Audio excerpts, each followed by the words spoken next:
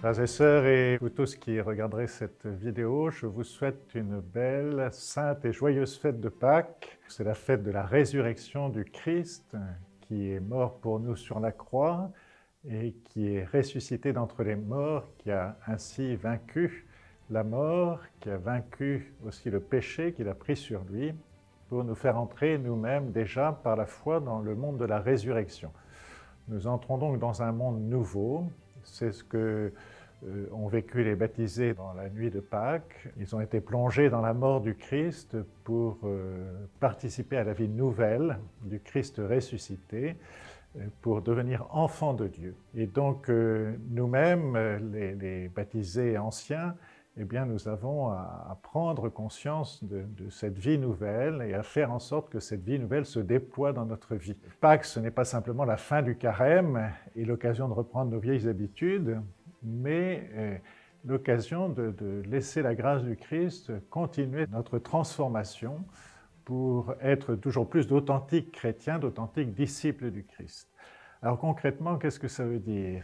Eh bien, je pense que le monde nouveau, ce monde meilleur auquel tout le monde aspire, un monde plus fraternel, plus juste, etc., comment le mettre en œuvre dans nos propres vies? Je pense que pour nous, chrétiens, eh bien, nous avons à apprendre à être vrais, c'est-à-dire à laisser nos masques, à ne pas nous construire un personnage, mais être vrai devant Dieu, devant nous-mêmes, devant les autres.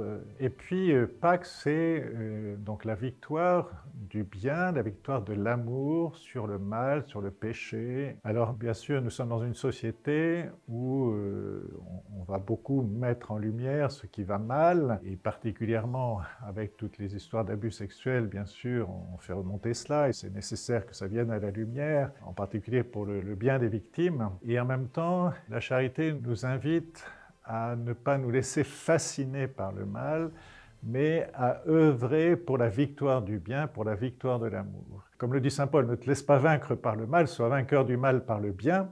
Et pour nous-mêmes, donc comment essayer d'obtenir des petites victoires de la charité, ne pas nous laisser impressionner par un regard de travers, par une parole critique, voire méchante à notre égard, mais pardonner, aimer nos ennemis, aimer ceux qu'en général on cherche à éviter.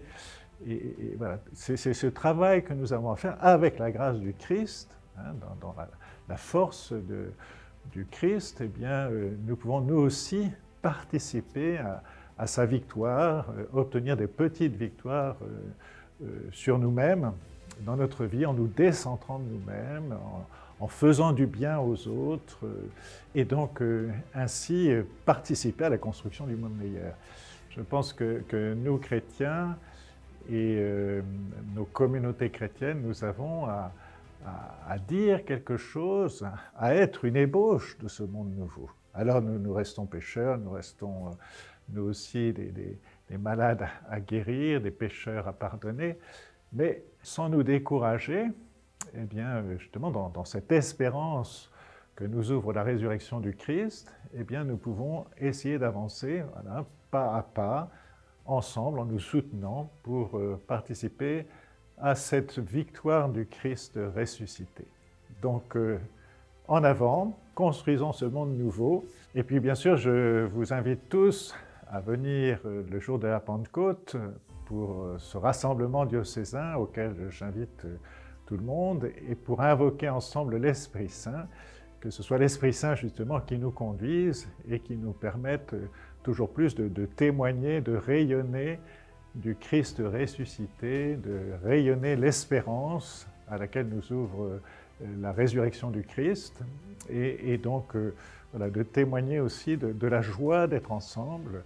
La Pentecôte, c'est aussi la fête de l'unité, la fête de la communion. Eh bien, vivons ensemble, rassemblons-nous, et pour vivre la communion, bien sûr, entre nous, mais aussi une communion ouverte, bien sûr, à tous, que tous se sentent chez eux avec nous. Voilà, bonne et sainte fête de Pâques.